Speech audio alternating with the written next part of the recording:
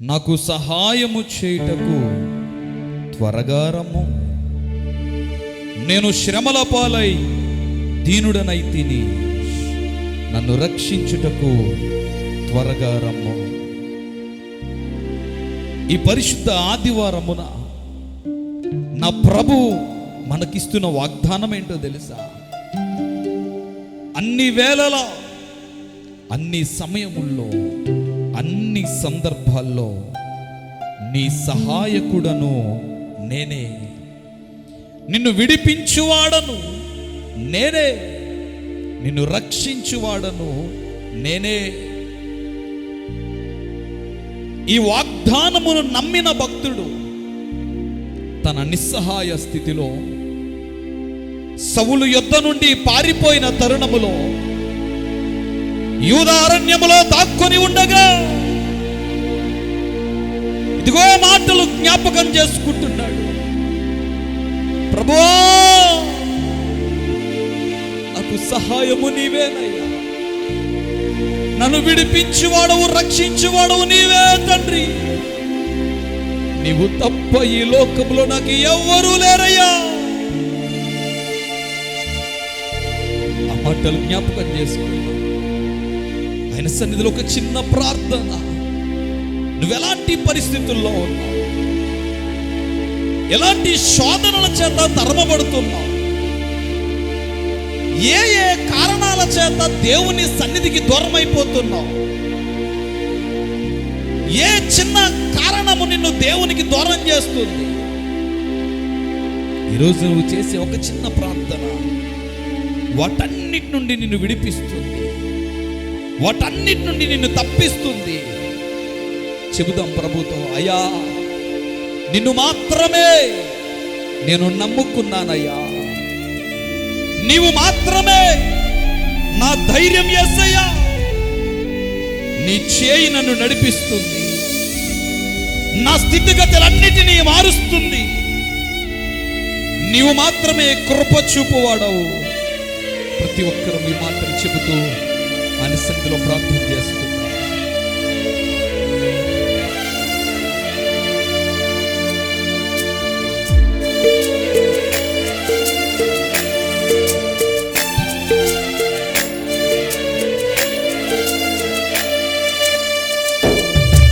నిన్ను మాత్రమే నేనమ్మానయ్యా, నీవు మాత్రమే నా ధైర్యం యేసయ్యా.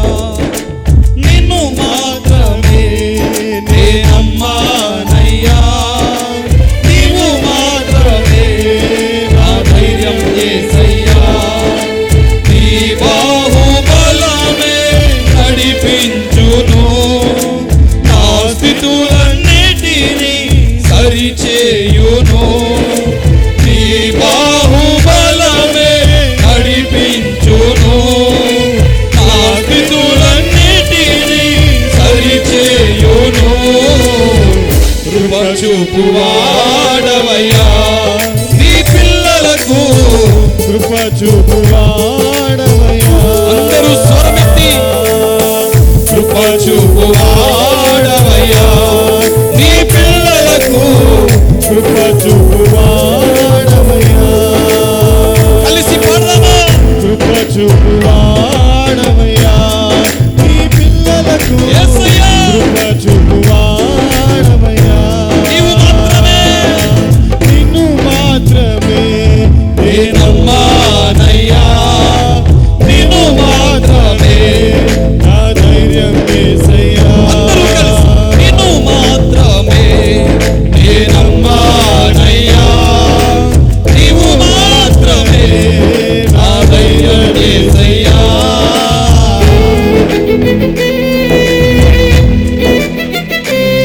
నీవు సెలవీయగా నా జీవితంలో కలిగినది ఏమున్నదయ్యా? నీవు వాక్కును పంపించగా నా జీవితంలో జరగనిది ఏమున్నదయ్యా? సకలము సమస్తము చేయగలిగిన గొప్ప దేవుడు. అందుకే ఈరోజు హృదయపూర్వకంగా నిన్ను స్తుతిస్తున్నాను, మనసారా నిన్ను ఆరాధిస్తున్నాను.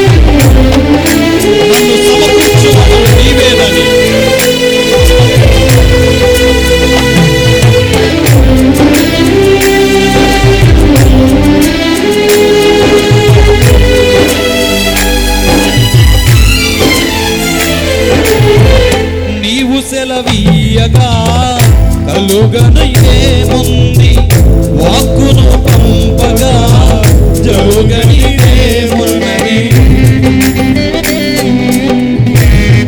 యేసయ్యా నీవు సెలవీయగా కలుగనిదేమున్నది, వాక్కును పంపగా జరుగనిదేమున్నది. సకలము నీదేనయ్యా శ్రీమంతుడా, స్తుతి నీకు పాడెదనయ్యా. సకలము నీదేనయ్యా శ్రీమంతుడా, స్తుతి నీకు పాడెదనయ్యా. సమకూర్చువాడవయ్యా నీ పిల్లలకు, సమకూర్చువాడవయ్యా. శివులమందరము కలిసి సమకూర్చువాడవయ్యా స్వరమెత్తి బిగ్గరగా పిల్లలకు, సమకూర్చువాడవయ్యా. నిన్ను మాత్రమే నేనమ్మానయ్యా, నీవు మాత్రమే ఆలయం యేసయ్యా. నిన్ను మాత్రమే నేనమ్మానయ్యా, నీవు మాత్రమే ఆలయం యేసయ్యా. ప్రభువా, నా ముందుగా నీవు నడవగా ఈ లోకంలో నాకు ఎదురొచ్చేవాడెవరయ్యా? నీవు కార్యములు చేయగా వాటికి అడ్డుపడేవాడు ఎవ్వరూ లేరు ప్రభువా. ఎందుకంటే యుద్ధము నీదే,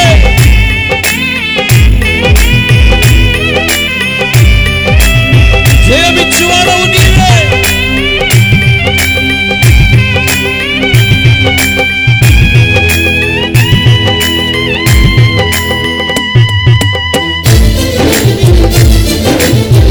అందరూ కలిసి చప్పట్లు కొడుతూ గంభీరమైన స్వరముతో ఈ మాటలు చెబుతూ ప్రభుని స్తుతించుకుందాం.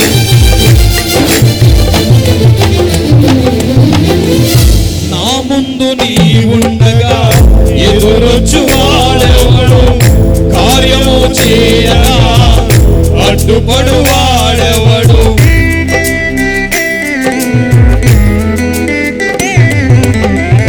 నా ముందు నీ ఉండగా ఎదురొచ్చువాడెవడు, కార్యము చేయగా అడ్డుపడువాడెవడు. యుద్ధము నీదేనయ్యా ఓ శూరుడా, ముందుకు సాగెదనయ్యా. యుద్ధము నీదేనయ్యా ఓ శూరుడా, ముందుకు సాగెదనయ్యా. జయమిచ్చువాడవయ్యా నీ పిల్లలకు. అందరూ చప్పట్లు కొడుతూ జయమిచ్చువాడవయ్యా యేసయ్యా. జయమిచ్చువాడవయ్యా స్వరమెత్తి పిల్లలకు, జయమిచ్చువాడవయ్యా. అందుకే నిన్ను మాత్రమే నిన్ను మాత్రమే నేనమ్మానయ్యా, నీవు మాత్రమే నా ధైర్యం యేసయ్యా. నిన్ను మాత్రమే నేనమ్మానయ్యా, నీవు మాత్రమే నా ధైర్యం యేసయ్యా.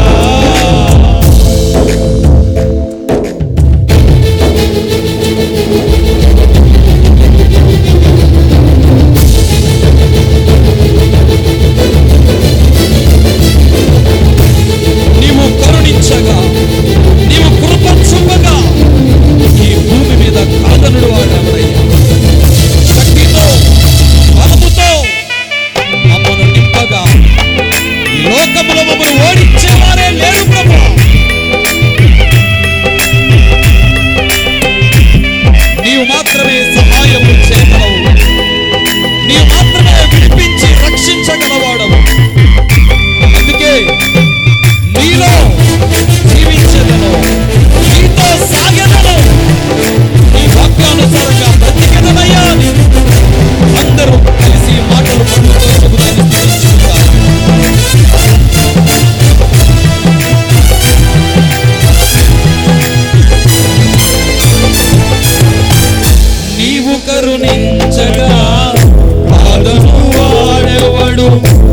శక్తితో నింపగా ఓడించువాడెవడు.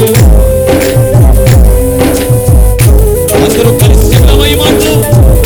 నీవు కరుణించగా కాదను వాడెవడు, శక్తితో నింపగా ఓడించువాడెవడు. సాయము నీదేనయ్యా సాయముడా, నీలో దాగనయ్యా. సాయము నీదేనయ్యా సాయముడా, నీలో దాగనయ్యా. బలమిచ్చువాడవయ్యా నీ పిల్లలకు, బలమిచ్చువాడవయ్యా. బలమిచ్చువాడవయ్యా నీ పిల్లలకు, బలమిచ్చువాడవయ్యా. నిన్ను మాత్రమే నేనమ్మానయ్యా, నీవు మాత్రమే నా ధైర్యం యేసయ్యా. నిన్ను మాత్రమే నేనమ్మానయ్యా, నీవు మాత్రమే నా ధైర్యం యేసయ్యా. నీ బాహుబలమే నడిపించును, ఆశీర్వదించి సరిచేయును. అందరూ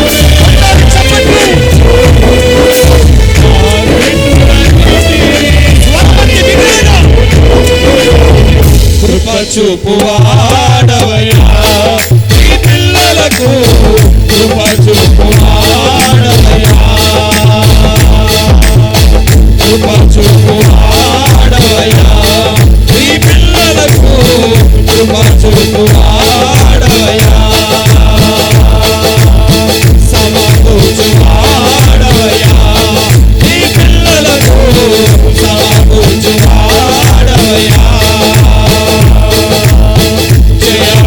జయమిచ్చువాడవయ్యా నీ పిల్లలకు, జయమిచ్చువాడవయ్యా. బలమిచ్చువాడవయ్యా నీ పిల్లలకు, బలమిచ్చువాడవయ్యా. బలమిచ్చువాడవయ్యా నీ పిల్లలకు, బలమిచ్చువాడవయ్యా. అందరూ కలిసి స్వాగతి. జయమిచ్చువాడవయ్యా నీ పిల్లలకు, జయమిచ్చువాడవయ్యా. సమకూర్చువాడవయ్యా, సమకూర్చువాడవయ్యా. ఆఖరిసారిగా కృప చూపువాడవయ్యా నీ పిల్లలకు, కృప చూపువాడవయ్యా. కృప చూపువాడవయ్యా నీ పిల్లలకు, కృప చూపువాడవయ్యా.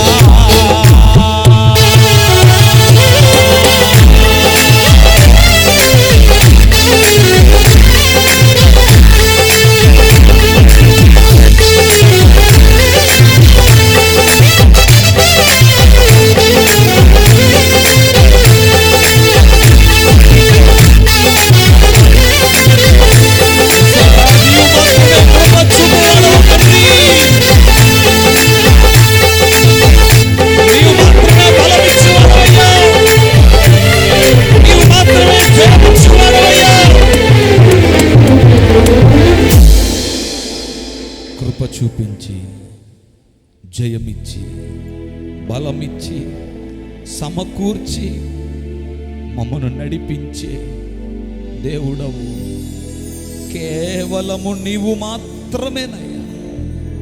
అందుకే నిన్నే నమ్ముకున్నాం, నిన్నే ఆశ్రయించాం. సహాయకుడా, మమ్మను విడిపించుటకు త్వరగా రమ్ము, మమ్మను తప్పించుటకు త్వరగా రమ్ము, మమ్మను రక్షించుటకు త్వరగా రమ్ము, సహాయము చేయుటకు త్వరగా రమ్ము. ఈ లోకములో, క్రైస్తవ్యములో, సంఘములో కుటుంబాల్లో, వ్యక్తిగత జీవితాల్లో, ఉద్యోగంలో, వ్యాపారములో ఎందు చూసినా గుంట నక్కలెక్కువైపోయి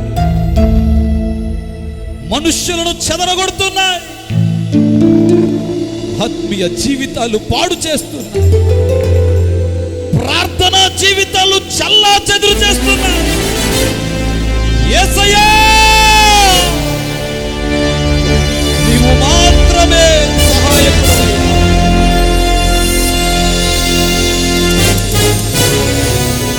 విడిపించి తప్పించి జయమిమ్మని నీ సన్నిధిలో ప్రార్థిస్తుండగా మా ప్రార్థనలకించి, మా మొరాలకించి, మా విజ్ఞాపనలకు చెవియొక్కి మా మధ్యకు రమ్మని చేయబట్టి నడిపించమని, ఈ లోకములో నీ సాక్షిగా నీ సన్నిధిలో మమ్మల్ని స్థిరపరచమని యేసు నామములో అడిగి వేడుకొనుచున్నాము తండ్రి, ఆమేన్. దయచేసి అందరం కూర్చుందాం. దేవునికి స్తోత్రం. హల్లెలూయా, హల్లెలూయా, హల్లెలూయా. మంచిది ప్రియమైన బిడ్డలారా, ఇంతవరకు చక్కటి పాటలు పాడి ప్రభువుని స్తుతించాం. చక్కటి ఆరాధన ద్వారా దేవుని సహాయాన్ని పొందుకున్నాం. ఈ ప్రత్యేకమైన సమయంలో కొద్ది నిమిషాలు దేవుని యొక్క వాక్యాన్ని మనం ధ్యానం చేసుకుందాం. మరి అందరూ బాగున్నారా అండి? అందరూ బాగున్నారా? మీ అందరి ప్రార్థన వలన మేము కూడా క్షేమంగా ఉన్నాం. అందును బట్టి దేవునికి మహిమ కలుగునుగాక. అలాగే ప్రార్థించిన మీ అందరికీ ప్రభు పేరట ప్రత్యేకమైన వందనాలు తెలియజేస్తూ ఉన్నాను. చదవబడినటువంటి 70వ సంకీర్తన, దావీదు భక్తుడు రచించిన 70వ సంకీర్తన. ఇంతకుముందు ఒకసారి దావీదును గూర్చి ఒక మాట మీతో పంచుకున్నాను. దావీదు సౌలు యొద్ద నుండి పారిపోయినప్పుడు, యూదా అరణ్యములో దాక్కున్నప్పుడు అతడు ఎదుర్కొన్నటువంటి సమస్యలు, ఆ సమయంలో అతడు చేసినటువంటి ప్రార్థన, అతనికి ఎలాంటి అనుభవాలు ఎదురయ్యాయి, వీటన్నిటినీ కూడా కొద్ది నిమిషాలు క్లుప్తంగా మనం ధ్యానం చేసుకున్నాం మునుపు. అయితే ఇప్పుడు వాటన్నిటిని నేను జ్ఞాపకం చేయను, కానీ అదే సందర్భంలో, అదే పరిస్థితుల్లో ఇప్పుడు భక్తుడు ప్రార్థన చేస్తూ ఉన్నాడు. పారిపోయి దాక్కున్నటువంటి పరిస్థితి, పారిపోయి దాక్కున్నటువంటి పరిస్థితి. ఈ పరిస్థితిలో ఏమని ప్రార్థన చేస్తున్నాడు? మూడు విషయాలు మీకు చూపిస్తాను చూడండి. ప్రారంభంలో అంటాడు, నన్ను విడిపించుటకు త్వరగా రమ్ము.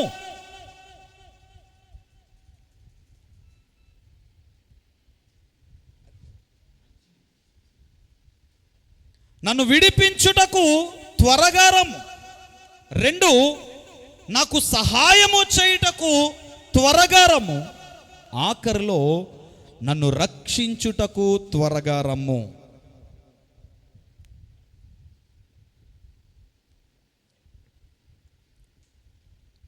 చూడండి ప్రియ దేవుని సంగమా, యెహోవా నా కాపరి అని రచించిన ఆ భక్తుడే, నీ దుడ్డుకర్ర నీ దండము నన్ను ఆదరిస్తాయి అని చెప్పిన ఆ భక్తుడే ఈరోజు ఏమంటున్నాడు తెలుసా? ప్రభువా, నన్ను విడిపించడానికి, నన్ను తప్పించడానికి, నన్ను రక్షించడానికి, నాకు సహాయము చేయడానికి త్వరగా రండి. ఈ మాట గుర్తుపెట్టుకోండి, త్వరగా రండి. ఎందుకు అంత త్వరగా? కొన్నిసార్లు మనం ప్రార్థన చేస్తున్నప్పుడు మన ప్రార్థనల్లో మన అవసరాలు ఏదైనా దేవునికి చెబుతున్నప్పుడు, మన అక్కర్లు ఏవైనా ప్రార్థనలో జ్ఞాపకం చేసుకున్నప్పుడు, దేవుని యొద్ద నుండి మనం ఏదైతే పొందాలనుకుంటున్నామో అవి పొందాలని ఆశపడి ప్రార్థిస్తున్నప్పుడు ఇలా చేస్తాం. ప్రభువా, త్వరగా నా జీవితంలో కార్యం చేయి ప్రభువా, త్వరగా ఉద్యోగం వచ్చేలా చేయి తండ్రి, త్వరగా కోలుకునేలా, త్వరగా ఆరోగ్యం వచ్చేలా, త్వరగా హాస్పిటల్ ఉన్న వాళ్ళు ఇంటికి వచ్చేలా ఇలా త్వరగా అనే పదాన్ని ఉపయోగిస్తూ ఉంటాం. ఎందుకంటే ఆ కార్యము తొందరగా జరగాలని. ఇప్పుడు భక్తుడైన దావీదు కూడా త్వరగా అనే పదాన్ని తరచుగా ఉపయోగిస్తున్నాడు. ఎందుకు అనంటే అతడు ఉన్నటువంటి పరిస్థితి అలాంటిది. ఎలాంటి పరిస్థితుల్లో ఉన్నాడు ఒక్క మాటలో చెబుతాను. సౌలు 1000 కొలదిగాను, దావీదు 10,000 కొలదిగాను అని కొనియాడబడినటువంటి వాడు. 1000 మందికి పైగా నాయకుడిగా నియమించబడినటువంటి వాడు. ఎవరు చూసినా నమస్కారం పెట్టాల్సిందే, ఎవరు చూసినా దండం పెట్టాల్సిందే, ఎవరు పలకరించినా వందనాలు చెప్పాల్సిందే. దావీదు వైపు ఎవరు చూసినా చిరునవ్వుతో పలకరించాల్సిందే. అలాంటి పరిస్థితుల్లో ఉన్నటువంటి దావీదు ఇప్పుడు ఒక అరణ్యములోనికి వెళ్ళిపోయాడు. దాక్కునే పరిస్థితి వచ్చింది. దానికి ఒక మాట రాయబడింది పైన, చూసారా? జ్ఞాపకార్థ కీర్తన ఉందండి. అక్కడ ఏమనుంది చూడండి, జ్ఞాపకార్థమైన కీర్తన. మీరు ఇప్పటివరకు చాలాసార్లు జ్ఞాపకార్థ కూడికలు చూస్తుంటారు కదా. జ్ఞాపకార్థ కూడికలు, జ్ఞాపకార్థ ప్రార్థనలు అండి ఇవి. అంటే ఈ సమయములో, ఈ సందర్భములో నేను జ్ఞాపకం చేసుకోవలసింది ఎవరిని అంటే కేవలం నన్ను రక్షించగల, విడిపించగల నా ప్రభువుని మాత్రమే. దేవునికి స్తోత్రం, హల్లెలూయా. ఎందుకో తెలుసా? ఆయన మాత్రమే విడిపించగలడు, ఆయన మాత్రమే రక్షించగలడు, ఆయన మాత్రమే నాకు సహాయము చేయగలడు. అయితే సహాయము చేయగలిగిన వాడు ఎప్పుడైనా చేస్తాడుగా కదా. విడిపించగలిగిన వాడు ఎప్పుడైనా విడిపిస్తాడుగా. రక్షించగలిగిన వాడు ఎప్పుడైనా రక్షిస్తాడుగా. మరి ఈ లోపులోనే త్వరగా అని కేకలు వేయడానికి గల కారణం ఏంటి అనంటే ఒక్క మాట చూపిస్తాను మీకు. పరమగీత గ్రంథము, జ్ఞాని అయిన సొలొమోను మహారాజు రచించినటువంటి పరమగీత గ్రంథము 2వ అధ్యాయము 15వ వాక్యాన్ని చదువుదాం ఒకసారి. మన ద్రాక్ష తోటలు పూత పట్టి ఉన్నవి, ద్రాక్ష తోటలను చెరుపు నక్కలను పట్టుకొనడి, సహాయము చేసి గుంట నక్కలను పట్టుకొనుడి. దేవునికి స్తోత్రం, హల్లెలూయా. ద్రాక్ష తోట అనండి అందరూ, గుంట నక్క అనండి అందరూ. ఈ రెండు గుర్తుపెట్టుకోండి. దేవాది దేవుడు మానవ జీవితాన్ని సృజించినప్పుడు ఆ జీవితం ఎలాగుందో తెలుసా? ద్రాక్ష తోటలా ఉంది.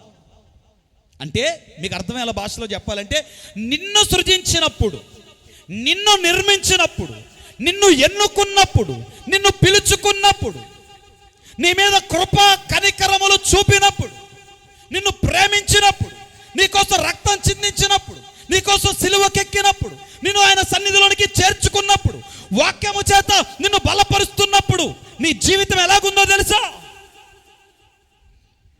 ద్రాక్ష తోట వలె. ఎలాగుందంట ద్రాక్ష తోట? పూత పట్టి. దేవునికి స్తోత్రం. అందరూ చెప్పండి, ఎలాగుంది? గట్టిగా స్వరమెత్తి. పూత పట్టి ఉన్నది. అంటే తర్వాత ఏంటి? పూత తర్వాత పండ్లే, ఫలాలే. ఓ మాట జ్ఞాపకం చేయనా? కొన్నిసార్లు నీకేవైనా కష్టాలు వస్తే, కొన్నిసార్లు నీకేవైనా శ్రమలు వస్తే, కొన్నిసార్లు నీ జీవితంలో ఇబ్బందులు వస్తే, వాటి నుంచి బయటపడడానికి నీకు ఆలస్యం అవుతున్నప్పుడు అనిపిస్తుంది, ఎందుకండి నా బ్రతుకు ఎలాగైపోయింది, నాకే ఎందుకండి ఇలాంటి శ్రమలు వస్తున్నాయి, అసలు దేవుడు ఉన్నాడా, దేవుడే ఉంటే ఇలా జరుగుద్దా, నేను మానక ప్రార్థనకు వెళ్తున్నానే, దేవుని సన్నిధిని అసలు విడిచిపెట్టనే, పరిచర్యలో ముందుంటానే, ఇచ్చుటలో ముందుంటానే, మరి అయినా నాకే ఎందుకు ఇలా జరుగుతుంది, అసలు దేవుడు నా ప్రార్థన వింటున్నాడా? ఇలాంటి మాటలు చాలా మన నోట వచ్చిస్తూ ఉంటాయి, మన మైండ్లో తిరుగుతూ ఉంటాయి. ఒక మాట చెప్పనా, అసలు నా ప్రభు నీ జీవితాన్ని లేదా నీ కుటుంబాన్ని డిజైన్ చేసిందే ద్రాక్ష తోటలాగా. దేవునికి స్తోత్రం. ఎస్, నీ జీవితాన్ని, నీ భవిష్యత్తును, నీ కుటుంబాన్ని నా ప్రభు ఒక ద్రాక్ష తోటలా, అది కూడా ఎలాంటిదంట, పూత పట్టిన ద్రాక్ష తోటలా డిజైన్ చేశాడు. స్తోత్రం చెప్పండి. పూత పట్టిన ద్రాక్ష తోటలా డిజైన్ చేశాడు నీ జీవితాన్ని. ఇప్పుడు తర్వాత నీ ప్రయత్నం ఏంటో తెలుసా? ఆ ఫలించిన పండ్లున్నాయే, ఆ ఫలాలున్నాయే, వాటన్నిటినీ కోసుకోవడం, అనుభవించడం, కోసుకోవడం, అనుభవించడం. ఇలాంటి సందర్భంలో వచ్చిందండి జీవితంలోనికి. ఏంటది? గుంటనక్క. ఇంగ్లీష్ బైబిల్లో లిటిల్ ఫాక్స్ అని ఉంటుంది. లిటిల్ ఫాక్సెస్, చిన్న నక్కలు, గుంట నక్కలు. చిన్నవి అనండి, చేయి పెట్టి చెప్పండి చిన్నవని. చిన్నవా? నేనేమంటాను తెలుసా? చిన్నవి. ఎంతవి చెప్పండి. అందరూ పెట్టండి, ఇలా చేతులు పెట్టండి. ఇలా ఇందరూ పట్టాలి, అందరూ పెట్టాలి. పెట్టండి. ఎంతో కాదు, ఇంతే అంటారు కదా. చిన్నవి. జాగ్రత్తగా గమనించండి, అవి చిన్నవే, కానీ అవి చేసే ప్రమాదం చాలా పెద్దది. వాటి వలన మనకు కలిగేటువంటి ప్రమాదం చాలా పెద్దది. బట్ అవి మాత్రం చిన్నవే. అందుకే అంటున్నాను, చిన్నవే కదా అని నిర్లక్ష్యమొద్దు, చిన్నవే కదా అని అలక్ష్యమొద్దు. ఆ చిన్నదే నీ జీవితానికి పెద్ద ప్రమాదాన్ని తీసుకొస్తుంది. నీ ఆత్మీయ జీవితానికి పెద్ద ప్రమాదాన్ని తీసుకొస్తుంది. నీ కుటుంబానికి పెద్ద ప్రమాదాన్ని తీసుకొస్తుంది. నువ్వు చేస్తున్న ఉద్యోగమైన, వ్యాపారమైన, వ్యవసాయమైన, నువ్వు చేసే పని పట్లలో, ఆఖరికి నీ చదువుల్లో కూడా పెద్ద ప్రమాదాన్ని తీసుకొస్తుంది ఆ చిన్నదే. ఇప్పుడు అర్థమైందా? దావీదు ఎందుకు త్వరగా రమ్ము అంటున్నాడంటే, చిన్నవే గుంటనక్కలు చొరబడ్డాయి. నా జీవితంలోనికి గుంటనక్కలు చొరబడ్డాయి. నా బ్రతుకులోనికి గుంటనక్కలు చొరబడ్డాయి. నన్ను నాశనం చేయడానికి, నన్ను తరిమి కొట్టడానికి, నన్ను పాడు చేయడానికి, ఫలములు అనుభవించకుండా నన్ను నశింప చేయడానికి అయ్యా గుంట నక్కలు నా జీవితంలోనికి చొరపడ్డాయ్యా. ఇవి చాలా ప్రమాదాన్ని తీసుకొస్తున్నాయి. ఈ పెద్ద ప్రమాదం, ఈ పెను ప్రమాదం, ఈ భయంకరమైన ప్రమాదం నుండి నన్ను తప్పించడానికి త్వరగా రండి, త్వరగా రండి. ఒక అద్భుతమైన ఉదాహరణ మీ ముందుంచుతాను బిడ్డ. ఒక కుటుంబంలో ఒక ప్రాణం కోల్పోబోతుంది, కానీ ఆ విషయం ఎవరికీ తెలియదు. ఒక యవనస్తుడు రోగాల పాలు కాబోతున్నాడు, కానీ ఆ విషయం ఎవరికీ తెలియదు. అతడు మరణించడం ద్వారా ఆ కుటుంబంలో చాలా దుఃఖము కలగబోతుంది. ఆ విషయం ఎవరికీ తెలియదు. కానీ తెలియకయే ఆ కుటుంబం ముందు జాగ్రత్త కలిగి ఉంది.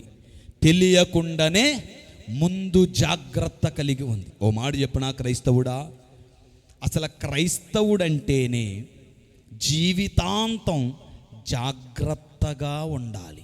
దేవునికి స్తోత్రం చెప్పండి. క్రైస్తవుడు అంటే ఎలాగుండాలి? జీవితాంతం జాగ్రత్తగా ఉండాలి. ఎప్పుడు ఎక్కడ నుండి ఏ గుంట నక్క వచ్చి ఈ మన జీవితాలను పాడు చేస్తుందో, మన మధ్య ఉన్న ప్రేమ, సహవాసం, సంబంధం, బాంధవ్యాలు, అనుబంధాలు, ప్రార్థనా జీవితాలు, వాక్యాలు, భక్తి, పరిచర్య, వీటన్నిటినీ పాడు చేస్తుందోనని క్రైస్తవుడు ఎలాగుండాలి? జాగ్రత్తగా ఉండాలి. అలా జాగ్రత్త పడిన ఒక కుటుంబాన్ని జ్ఞాపకం చేసి నా మాటలు ముగిస్తాను. రండి, లూకా సువార్త 10వ అధ్యాయం. లూకా సువార్త 10వ అధ్యాయం 38వ వాక్యాన్ని చదువుకుందాం. అంతటా వారు ప్రయాణమైపోవుచుండగా ఆయన యొక్క గ్రామములో ప్రవేశించెను. మార్త అను ఒక స్త్రీ ఆయనను తన ఇంట చేర్చుకొనెను. దేవునికి స్తోత్రం, హల్లెలూయా. ఈ సందర్భం తెలియని వారు ఉంటారా? అందరూ చూడండి, నా వైపు చూడండి. చదవడం అయిపోయిందిగా, జాగ్రత్తగా వినండి. ఈ సందర్భం తెలియని వారు ఉంటారా? క్రైస్తవుడు అని పిలువబడిన ప్రతి ఒక్కరికి ఈ విషయం తెలుసు. మార్త, మరియా, లాజరు ఈ కుటుంబం. ఒకరోజు యేసుక్రీస్తు ప్రభువారు ఆ ఇంటికి వెళ్ళారు. మార్త విస్తారమైన పనులు పెట్టుకుంది. మరియా ఆయన పాదాల దగ్గర కూర్చొని ఉంది. అక్కడ ఒక మాట అంటాడు ప్రభు, ఈమె ఉత్తమమైన దాన్ని ఎంచుకొనెను.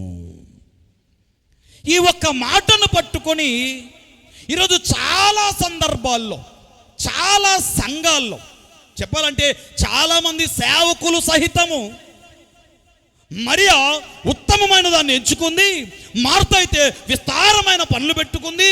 ఈరోజు క్రైస్తవులు కూడా చాలా పనులు పెట్టుకుని దేవునికి దూరం అయిపోతున్నారు, దేవునికి దగ్గరగా చేరాలి అని ప్రసంగాలు చేశారు. అదేమీ తప్పని నేను అనల్లా, అది నిజమే, అది వాస్తవమే. 100కి 100 100కు 100% సత్యమే. కానీ నేనేమంటానో తెలుసా, మార్త కూడా ఉత్తమమైన దాన్నే ఎంచుకుంది. అలాగని నేను యేసు ప్రభువారు చెప్పిన మాటను తప్పు పట్టడంలా, ఎందుకంటే ఆ మాట స్వయంగా ఆయనే అన్నారు. మరియా ఉత్తమమైన దాన్ని ఎంచుకొనెనని ప్రభువే అన్నారు. అయితే అలా అనడానికి గల కారణం చెప్తాను. అలా అనడానికి గల కారణం ఏంటంటే, నేనే నీ దగ్గరకు వచ్చాను. నా మాట వినండి, నేనే నీ దగ్గరకు వచ్చాను. నేనే నీ దగ్గరకు వచ్చినప్పుడు నాకు తినడానికి ఆహారం అవసరమా? నాకు తాగడానికి నీళ్ళు అవసరమా? నేనే జీవాహారమును కాదా? నీ దప్పిక తీర్చగలిగినటువంటి దాహాన్ని తీర్చగలిగినటువంటి జీవజలములను నేను ఇవ్వలేనా? అలాంటి నా కోసం ఆహారం సిద్ధపరచడానికి, నీళ్ళు ఇవ్వడానికి ఎందుకు ప్రయాసపడుతున్నావు, ప్రాధేయపడుతున్నావు? వాటికి మించినది ఏంటి తెలుసా? నీవు నా దగ్గర ఉండడం. ఈ సందర్భంలో నా మాట వినండి, ఈ సందర్భంలో ప్రభు మరియ ఎంచుకున్న దాన్ని ఉత్తమమైనది అన్నాడు. అంత మాత్రాన మార్తనేమి తక్కువ చేసినట్టు కాదు. ఎందుకు చెబుతున్నానంటే ఈ మాట, ఒకవేళ అలాగే గనక అయితే ఒకసారి యోహాను సువార్త తీయండి, 12వ అధ్యాయానికి రండి.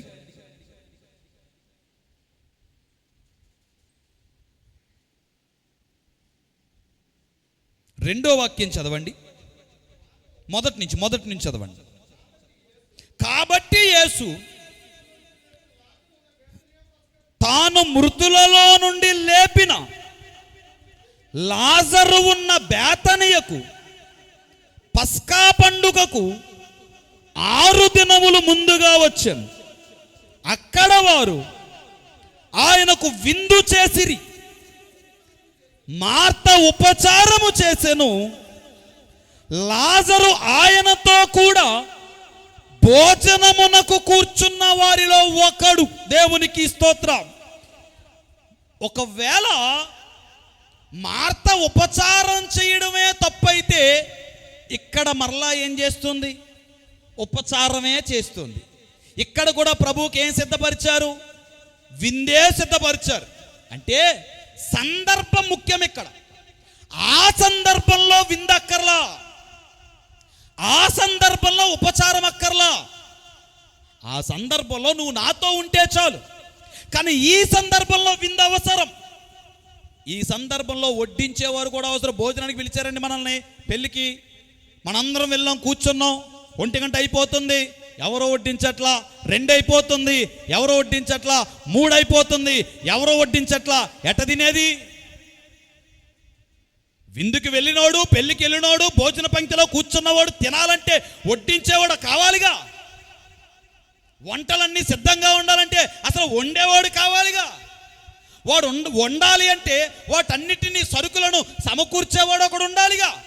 అంటే పని అవసరమే, ఉపచారము అవసరమే. దానికి ఏమి ప్రభు విరుద్ధం కాదు, విరోధి అంతకంటే కాదు. సందర్భం ముఖ్యం, సందర్భం ముఖ్యం. కాబట్టి ఆ రోజు మార్త ఉపచారము చేయడం వలన ఆమెనేమి తక్కువ చేసినట్లు కాదు, కానీ ఆ సందర్భంలో కావలసింది ఆయన దగ్గర ఉండడం కాబట్టి మరియను ఉత్తమమైన దాన్ని ఎంచుకున్నావు అన్నాడు. ఇంకొక ఉదాహరణ చెప్పి ముందుకెళ్ళిపోతానే.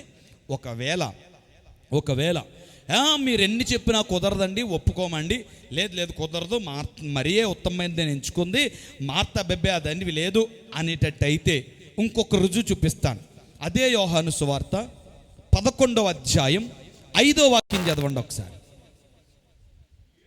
యేసు మార్తను, ఆమె సహోదరిని, లాజరును ప్రేమించాను. ఎవరెవరిని ప్రేమించాడు? మరియను లాజరును ప్రేమించి మార్త అవతలవా అన్నాడా?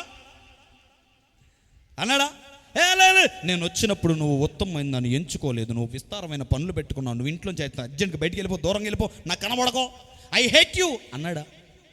లేదు. It's very clear. ఆయన మరియను ప్రేమించాడు, మార్తను ప్రేమించాడు, లాజరును ప్రేమించాడు. ఈక్వాలిటీ. కారణం ఏంటంటే మార్త చేసిన దాంట్లో తప్పేమీ లేదు, సందర్భం ముఖ్యం అంతే.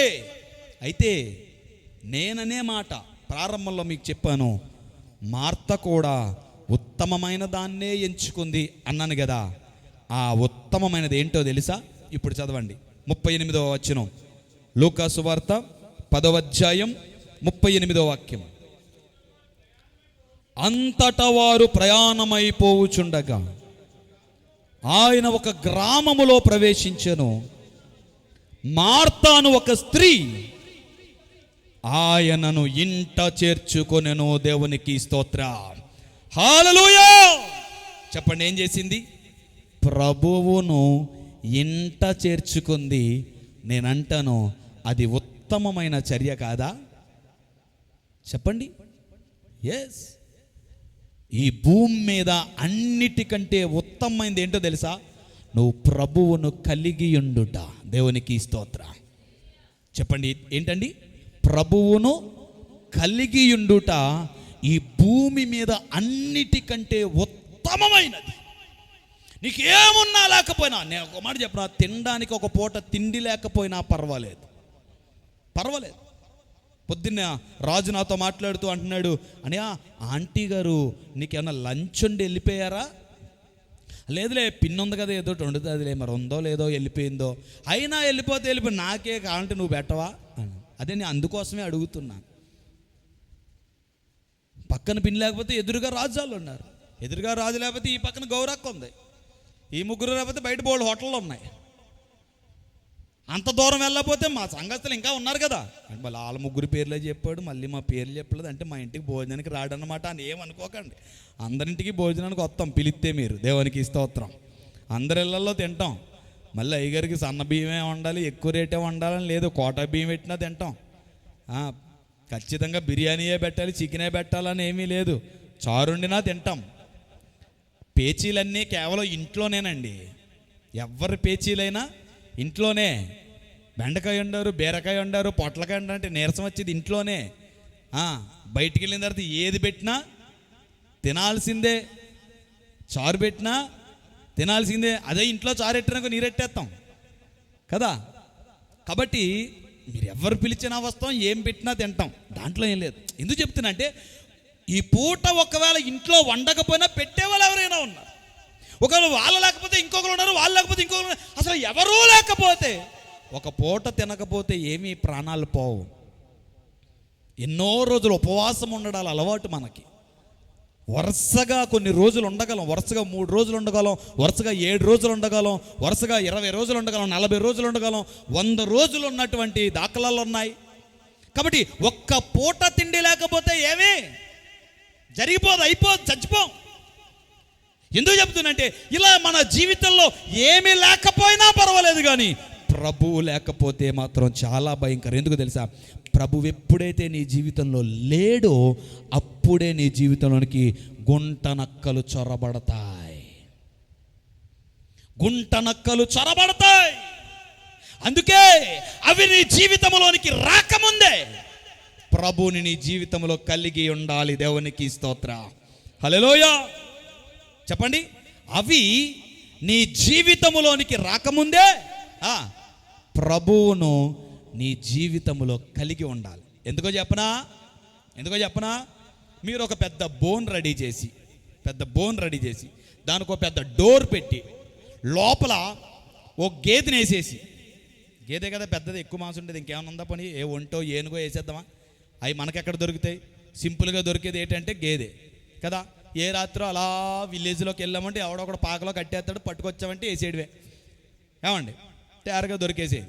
దాన్ని తీసుకొచ్చి బోన్లో వేసి ఇలాంటి గుంట నక్కల్ని పిలిచి, రండి మీకోసం మంచి బలమైన ఆహారం తీసుకొచ్చాం, మీకు నచ్చినంతగా కడుపు నిండా తినండి అంటే ఎంత ఆనందంగా వచ్చేస్తాయో. ఆహా మా కోసం విందు సిద్ధం చేశాడు అని ఆనందంగా వచ్చేస్తాయి.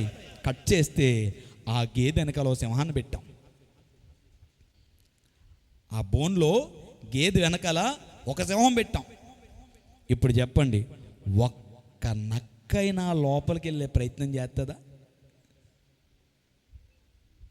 ఒక్కటైనా లోపలికి వెళ్ళే ప్రయత్నం, మిమ్మల్ని సింహం ఏమీ చేయదు, మేము గ్యారంటీ, వెళ్ళి తినండి అని నువ్వు ఎంత హామీ ఇచ్చినా ఒక్క నక్క కూడా లోపలికి వెళ్ళే ప్రయత్నం చేయదు. ఎందుకో తెలుసా?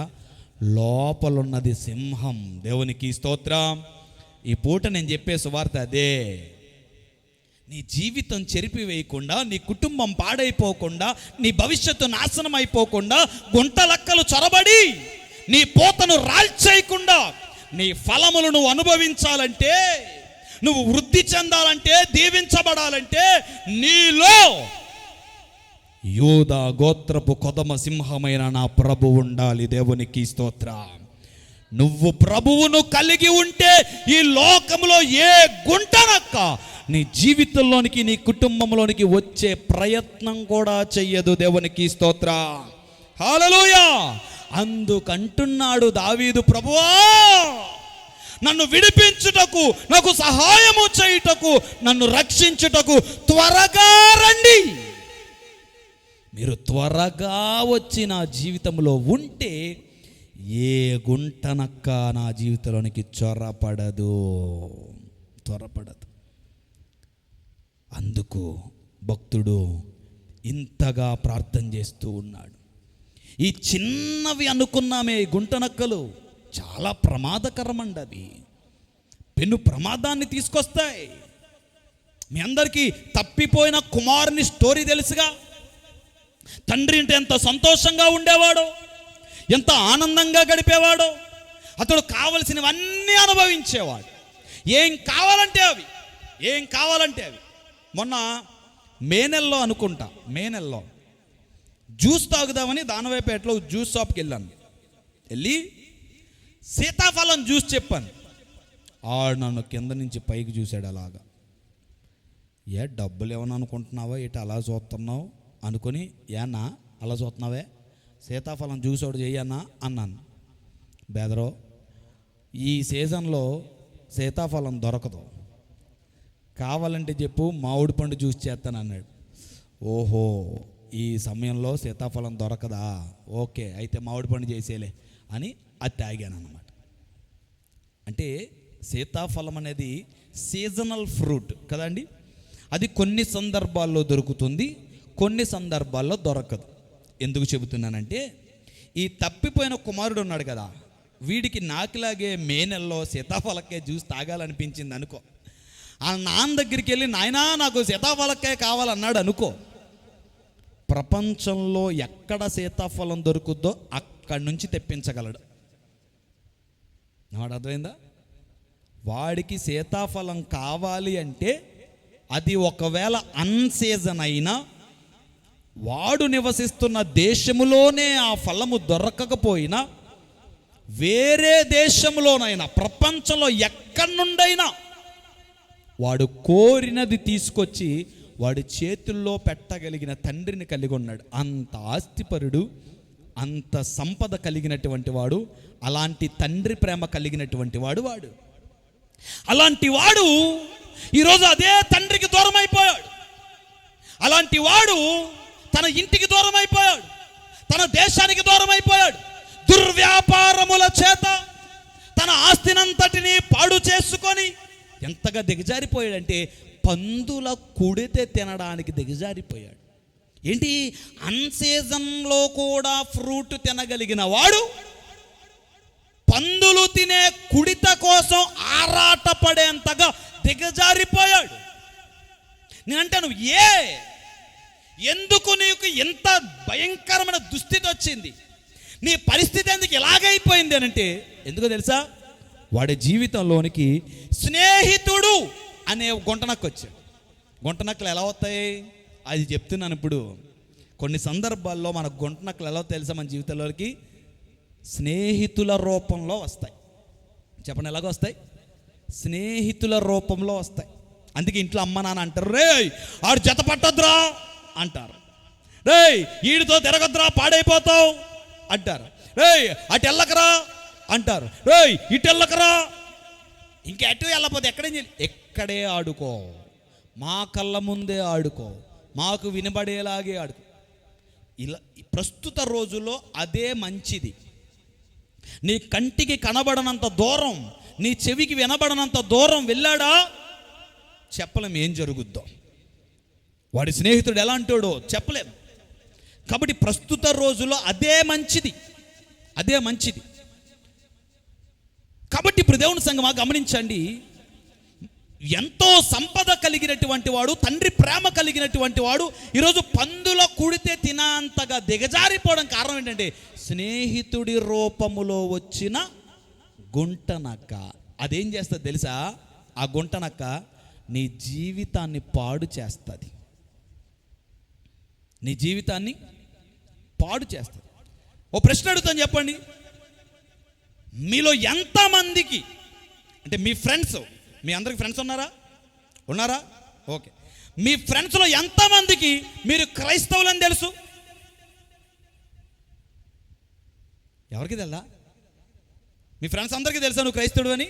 Okay, very good. నీకు మీ ఫ్రెండ్స్ అందరూ తెలుసా? నీకు మీ ఫ్రెండ్స్ అందరూ తెలుసా? మొత్తం అందరికి రే బొడో. ఓకే, నా ఫ్రెండ్స్ అందరికీ కూడా నేను క్రైస్తవుని నేను తెలుసు. ఒక మాట చెప్పనా, నా ఫ్రెండ్స్లో ఎవ్వడు నన్ను ఆదివారం ఎక్కడికి పిలవడం. ఎందుకంటే నా ఫ్రెండ్స్కి తెలుసు నేను క్రైస్తవుడినని.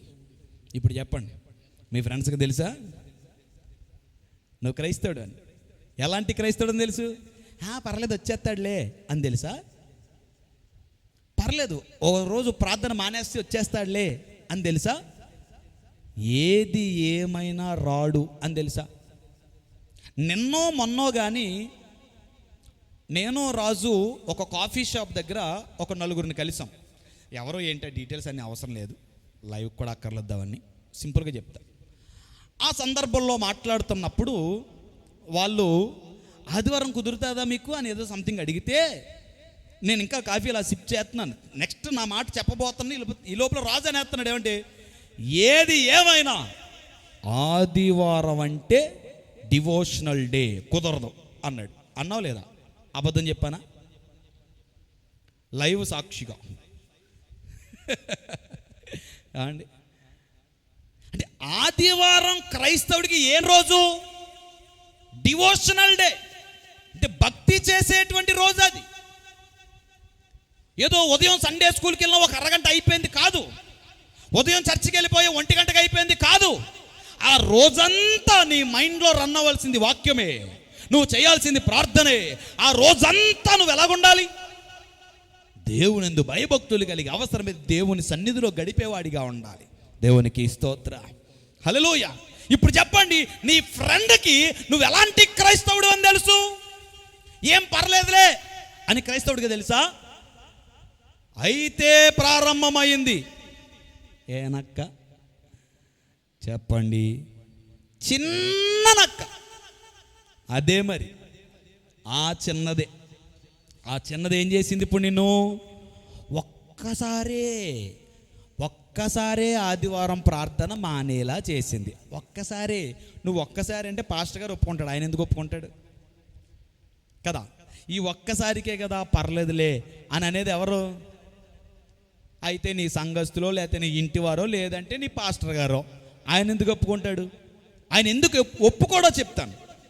ఆయన ఎందుకు ఒప్పుకోడో చెప్తాను. మీరే చెప్పండి. ఒక దినము గడుపుట అంత ఆశీర్వాదాన్ని ఎందుకు బిడ్డ కోల్పోతావు? ఊరికి అంత ఆశీర్వాదం ఎందుకు కోల్పోతావు? మళ్ళీ కావాలనుకుంటా 1000 వస్తాయా? రావు కదా. ఆ ఒక్కరోజు మళ్ళీ వస్తుందా? రాదు కదా. ఆ 1000 ఎందుకు కోల్పోవాలి? నువ్వు కోల్పోవడం దేవునికి ఇష్టం ఉండదు. ఈ మాట గుర్తుపెట్టుకో. నువ్వు పోగొట్టుకోవడం, కోల్పోవడం దేవునికి అస్సలు ఇష్టం ఉండదు. కాబట్టి ఆయన ఒప్పుకోడు. దేవునికి స్తోత్రం. హల్లెలూయ. నా మాటలు అర్థమవుతున్నాయా క్లియర్గానే? ఓకే. అందరూ నిద్రవుతున్నాయా? బొజ్జుకెత్తనట్టు ఉందా ఏమన్నా? లేదా బాగానే క్లియర్గా అర్థమయ్యేలాగా ఉందా అందరికీ? అయితే ఓకే, రైట్. దేవునికి స్తోత్రం. అంచేత ఇప్పుడు దేవుని సంగమా చెప్పాలంటే చాలా ఉన్నాయి. చెడగొట్టే స్నేహితులు ఉన్నారు, బాగు చేసే స్నేహితులు ఉన్నారు, మంచికొచ్చే స్నేహితులు ఉన్నారు, చెడు మార్గంలోనికి తీసుకెళ్ళిపోయే స్నేహితులు ఉన్నారు. అందరు స్నేహితులు ఒకేలాగా ఉంటారని నేను అనను కానీ ఇలాంటి చిన్నవే నీ జీవితంలో, నీ భక్తిలో పెద్ద ప్రమాదాన్ని తీసుకొస్తే జాగ్రత్తగా ఉండమని చెబుతున్నా. నమ్మట అర్థమైందా? జాగ్రత్తగా ఉండండి అని చెబుతున్నా. దేవునికి స్తోత్రం. హల్లెలూయా. కుటుంబాల్లోనికి వస్తాడండి గుంటనక్క రూపంలో. కయ్యను, హేబేలు అందరికీ తెలుసుగా. ఎవరెవరిని చంపారు? కయ్యను హేబేలును చంపేశాడు. ఏమవుతాడు? పక్కింటోడా, ఎదురింటోడా, దూరపు చుట్టమా, ఎప్పుడోసారి పెళ్లిలో చూసినాడు గుర్తా? కాదు కదా. సొంత తమ్ముడు, రక్తం పంచుకొని పుట్టినవాడు. మరి ఏరా నీకేం పోయే కాలం వచ్చింది? ఇంత దుర్మార్గాన్ని కొడిగట్టావు. చూడండి, చిన్నదే సొంత అన్న తమ్ముడిని చంపేంత. ఇప్పుడు చెప్పండి, చిన్నదంటావా? చెప్పండి అమ్మా, గట్టిగా చెప్పండి. అనడానికి భయం వేస్తుంది. లిటిల్ ఫాక్స్ అనడానికి భయం వేస్తుంది. ఎందుకని? దాని ప్రభావం ఇంత పెద్దగా ఉన్నప్పుడు దాన్ని చిన్నదని ఎలా అనగలం? సొంత అన్న తమ్ముడిని చంపేసే పరిస్థితి ఏర్పడుతుంటే ఎలా అనగలం? పేపర్లో చూస్తుంటే, న్యూస్లో చూస్తుంటే ఆస్తి కోసం తల్లిని తండ్రిని నరికి చంపినోడు ఒకడో, అనుమానంతో భార్యను నరికి చంపినోడు ఒకడో, ఇంకా పెళ్ళవకుండానే ఫియాన్సీని కొండమించి తోసేసింది ఒకలో. ఇట్లా బాబు ఈ న్యూస్లన్నీ, ఈ న్యూస్లేంటి అసలు? ఏమండి, ఎంత భయంకరమైన పరిస్థితులు ఏర్పడుతున్నాయి. ఎవరిలందరూ ఈరోజు బంధుత్వాలు లేవు, బాంధవ్యాలు లేవు, కొట్టుకు చచ్చిపోవడాలు తప్ప ఇలాంటి పరిస్థితులు ఏర్పడుతున్నాయి. సొంత కుటుంబంలోనే ఇలాంటివి ఏర్పడతా ఉంటే క్రైస్తవుడు ఎంత జాగ్రత్తగా ఉండాలి. క్రైస్తవుడే కాదు, ఏ వ్యక్తి అయినా ఎంత జాగ్రత్తగా ఉండాలి అంటే ఇప్పుడు పరిస్థితులు ఎలా ఏర్పడంటే కన్న కొడుకును కూడా నమ్మలేని పరిస్థితి ఏర్పడిపోయింది. కొడుకే కర్కశంగా తల్లిని తండ్రిని చంపేస్తుంటే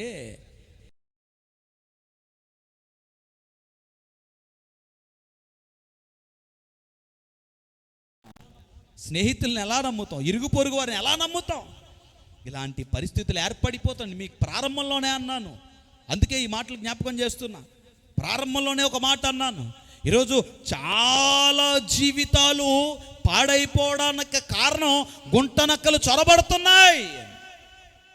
ఒకప్పుడు ఉండేవి కానీ ఇంత ఎక్కువగా లేవేమో, లేదా మీడియా అనేది పెద్దగా ఎక్కువగా లేకపోవడం వల్ల మనకు తెలియలేదేమో, కానీ ఇప్పుడు అన్నీ బట్టబయలవుతూ ఉన్నాయి. ఏ మూల చూసినా ఏదో ఒక క్రైము ప్రతిరోజు జరుగుతూనే ఉంది. మానవుల్లో ద్వేషాలు, కోపాలు రగిలిపోతున్నాయి. క్రైస్తవ్యం అంటేనే శాంతి.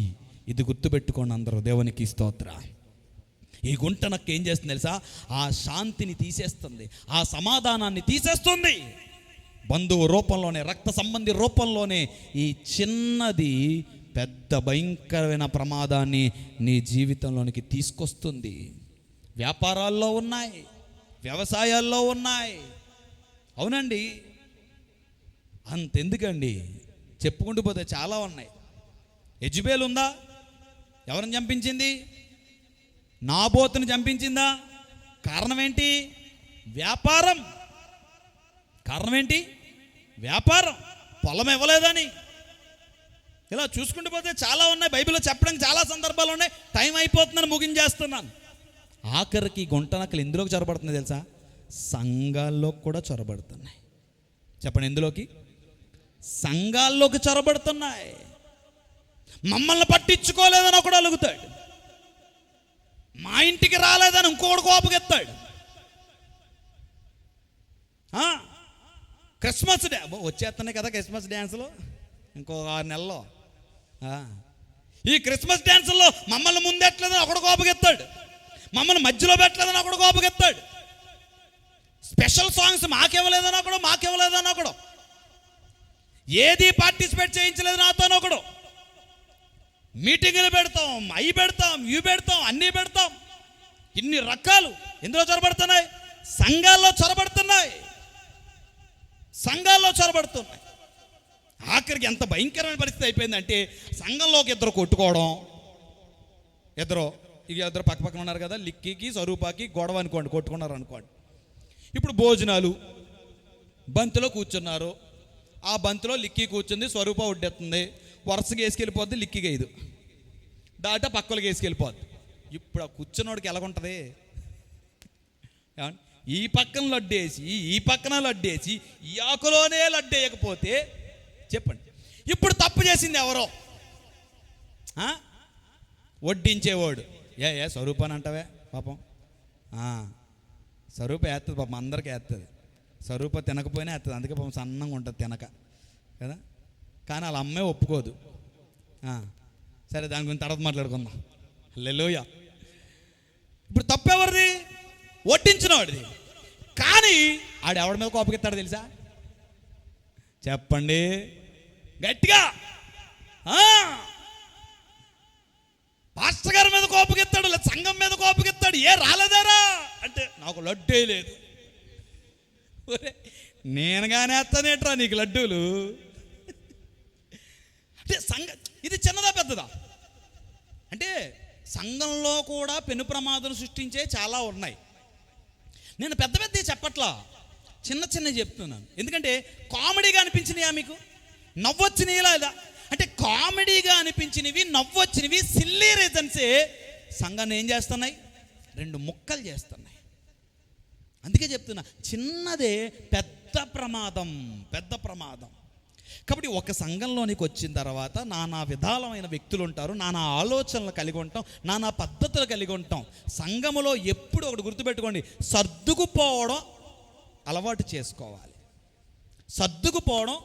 చేసుకోవాలి.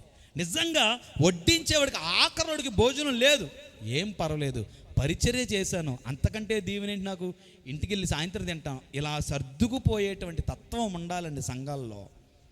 వాక్యాలు అవే నేర్పిస్తున్నాయి. చిన్న వాటికి పంతాలకు పోతే ఇంక నువ్వు చర్చికొచ్చి నేర్చుకునేదేంటి? ఏం బోధ నేర్చుకుంటున్నావు? ఇతరులకు ఏం మాదిరి చూపిస్తున్నావు? క్రైస్తవులే కొట్టుకుంటూ ఉంటే ఇతరులు ఎలా మారుస్తావు? ఇప్పుడు సంఘాల్లో నుండి గుంటనక్కలు ఎవరిలోకి చొరబడుతున్నారు తెలుసా? సేవకుల్లోనికి చొరబడుతున్నారు. చెప్పండి, ఎవరికి? సేవకుల్లోనికి.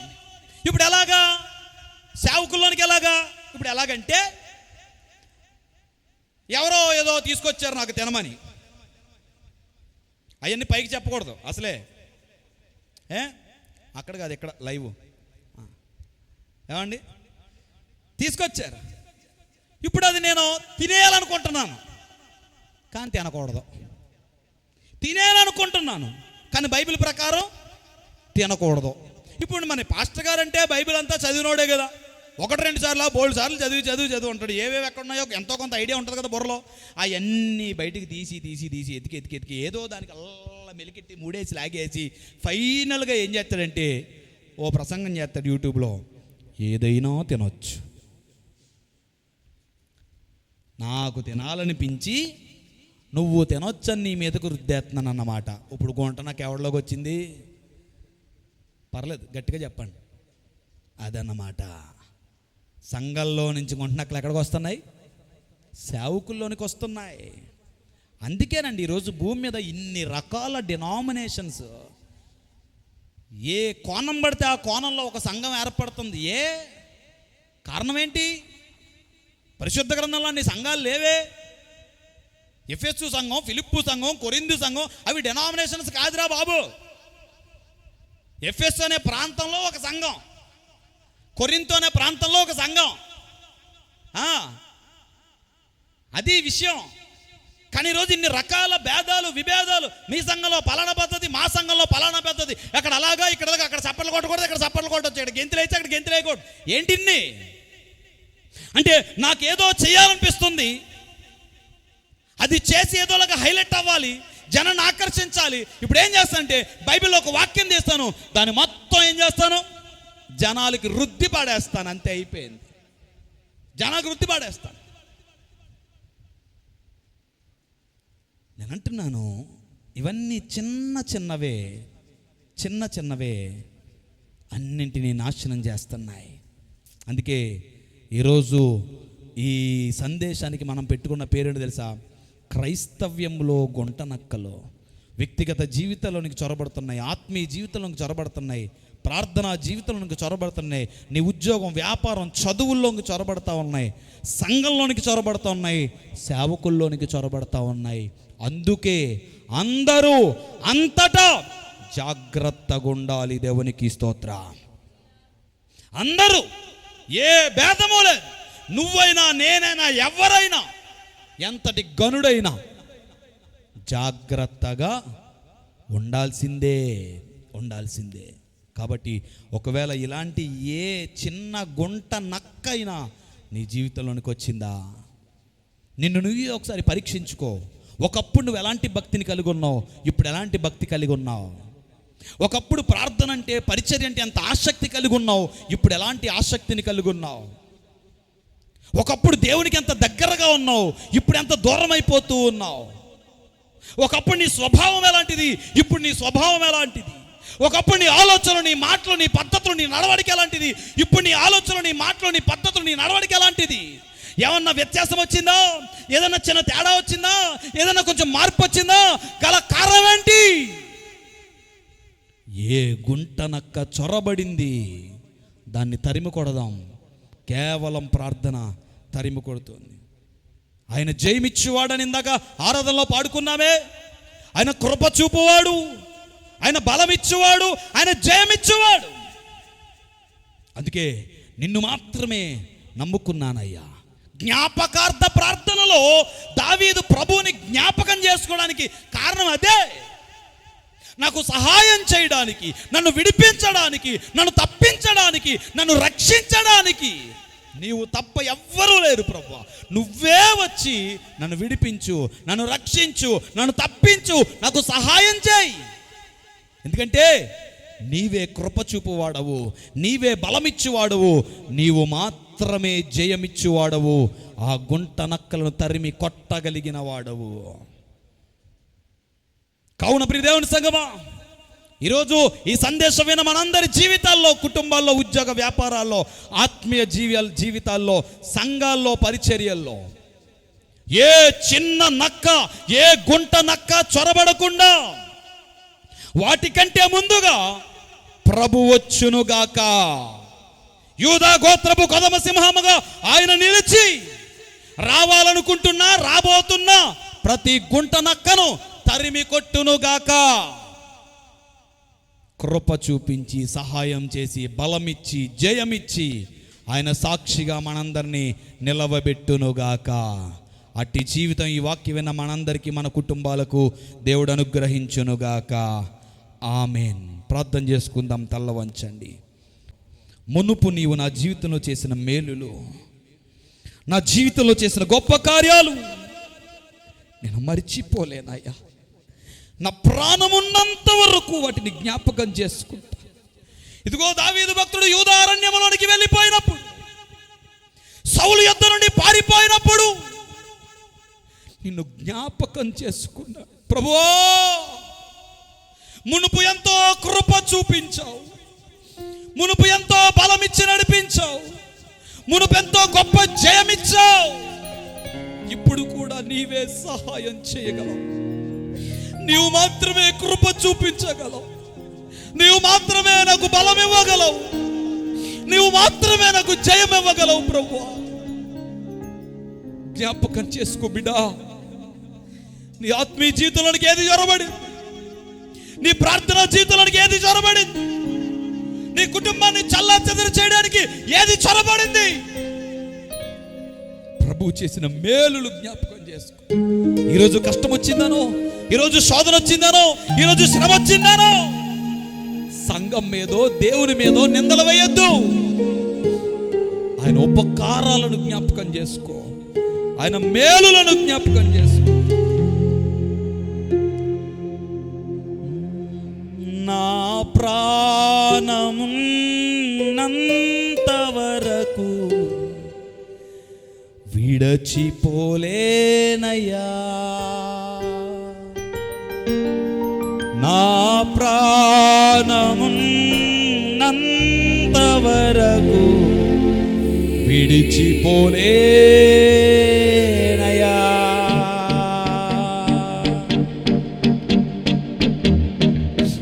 ఆయన చేసిన మేలులు, ఆయన చేసిన గొప్ప కార్యాలు, ఆయన చేసిన అద్భుతాలు మర్చిపోలేనయ్యా అని స్వరమెత్తి ప్రభుని స్తుతిస్తూ కరచాల ధ్వనులతో గట్టిగా చప్పట్లు కొడుతూ ఆయన ఆరాధించుకుందాం.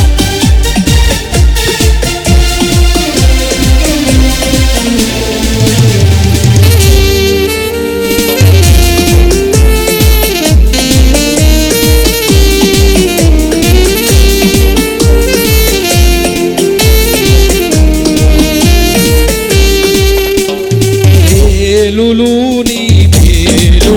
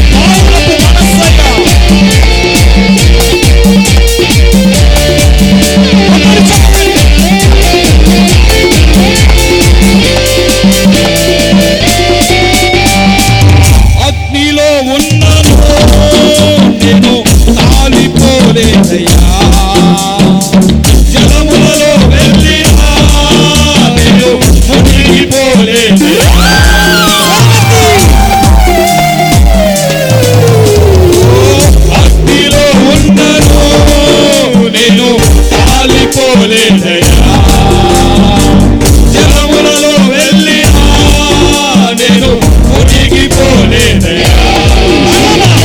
పౌరపు మనసయా, పౌరపు మనసయా, పౌరపు మనసయా, పౌరపు మనసయా.